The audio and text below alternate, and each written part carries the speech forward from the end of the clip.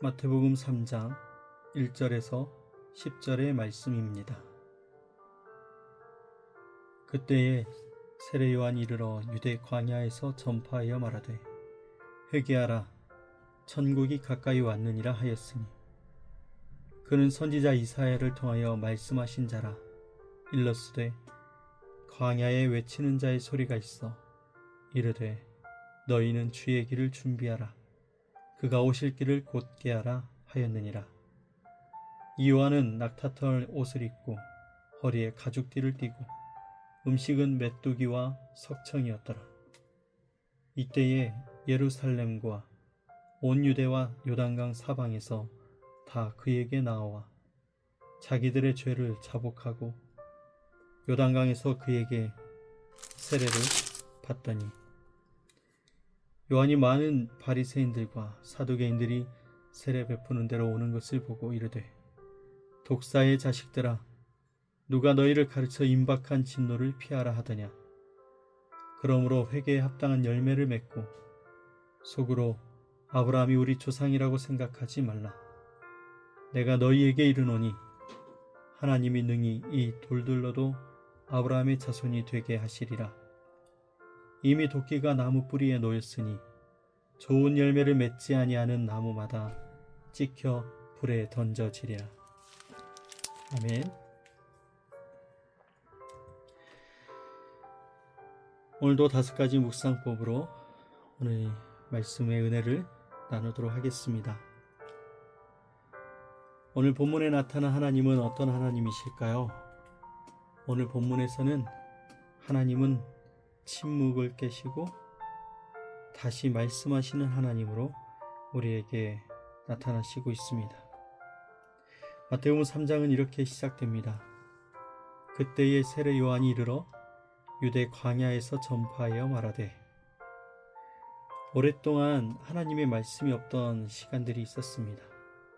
그 오랜 시간을 깨고 다시 하나님께서 말씀을 하십니다. 세례 요한을 통하여 다시 하나님의 말씀이 선포되는데 오늘 그 장소가 성전이 아니라 광야입니다. 오랫동안 하나님을 예배하며 하나님을 만나는 장소였던 이 성전이 아니라 오늘 사람들의 삶이 흔들리는 자리, 메마른 자리, 고통스러운 자리, 오늘 그 자리에서 주님이 먼저 말씀을 하십니다. 그리고 그 첫 번째 메시지는 회개하라 천국이 가까이 왔느니라. 사랑하는 여러분, 하나님은 우리에게 더 큰 비전과 꿈을 가지라고 말씀하지 않습니다. 그 이전에 지금 우리가 가고 있는 방향이 맞는지를 저희들에게 묻고 있습니다. 오늘 본문에서 하나님은 우리의 삶의 방향을 굉장히 중요하게 말씀하고 있습니다. 왜냐하면 하나님은 천국을 준비하시고 있고 이미 천국이 가까이 온 때가 되었기 때문에 그렇습니다.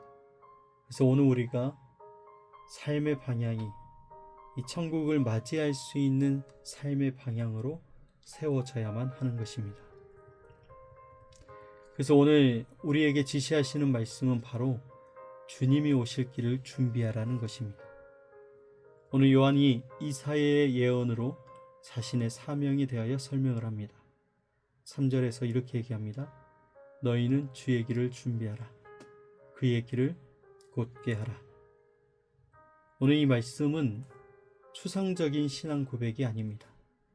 길을 준비하라는 말은 삶의 구조를 점검하라는 요청입니다. 여러분, 삶의 구조를 점검하라는 말은 아침에 눈을 떠서 잠자리에 들기까지 오늘 하루의 이 전체의 삶 안에 무엇으로 시간을 채워 넣었는지, 어떤 삶으로 우리 하루를 만들었는지를 점검하라는 것입니다. 하나님께서는 천국을 약속하시고 있지만 아무런 준비도 없이 맞이하라고 하지 않으셨습니다. 오히려 길을 먼저 닦아야 한다고 우리에게 말씀하십니다. 사랑하는 여러분, 우리의 하루의 삶을 보니 하나님이 기뻐하시는 이 천국을 준비하며 예배하는 삶의 시간이 얼마나 많이 채워져 있는지 우리의 삶을 다시 한번 점검하며 보게 됩니다. 오늘 이 말씀 앞에 참으로 많은 문제가 드러납니다. 바로 길을 준비하지 않은 사람들이 너무나 많이 있기 때문에 그렇습니다.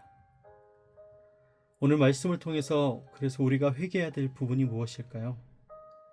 준비되지 않은 마음입니다.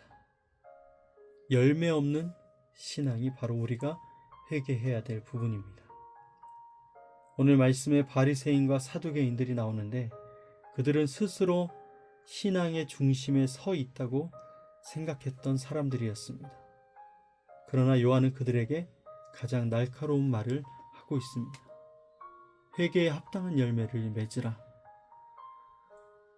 오늘 바리새인과 사두개인들의 문제는 신앙이 없던 것이 아니라 변화가 없는 신앙이었습니다. 그들에게 말은 있었지만 방향이 바뀌지 않았던 삶이 문제인 것입니다. 오늘 우리도 이 장면 앞에서 우리의 삶이 피해갈 수 없습니다. 우리도 주님을 기다린다고 말하고 있습니다.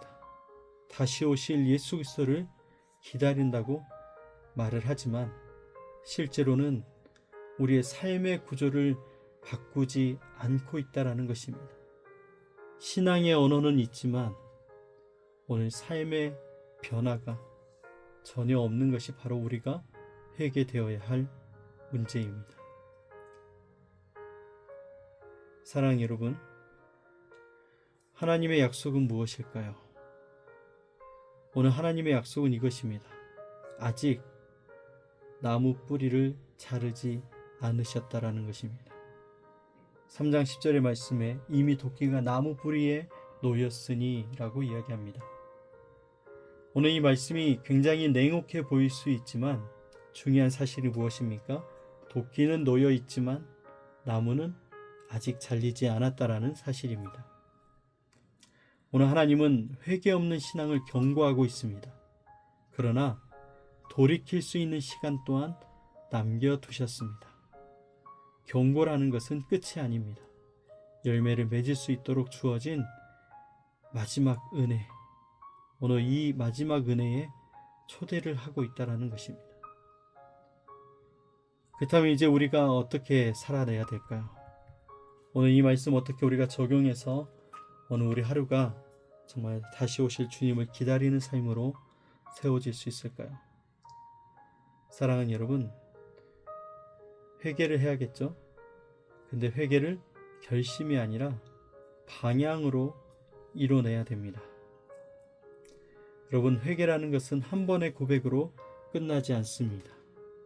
삶의 방향을 계속 하나님께로 돌리는 연습, 이 훈련이, 이 선택이 오늘 우리에게 중요한 적용점입니다. 사랑하는 여러분, 이렇게 살아냈으면 좋겠습니다. 신앙의 말, 감사합니다, 사랑합니다, 축복합니다, 하나님이 하셨습니다. 이 말들이 너무나 좋은 말들이지만 이 말들과 함께 오늘 우리의 삶의 구조를 점검해서 변화가 일어나야 됩니다. 우리의 익숙한 신앙의 자리를 내려놓고 하나님이 오실 길을 다시 정리해야 됩니다.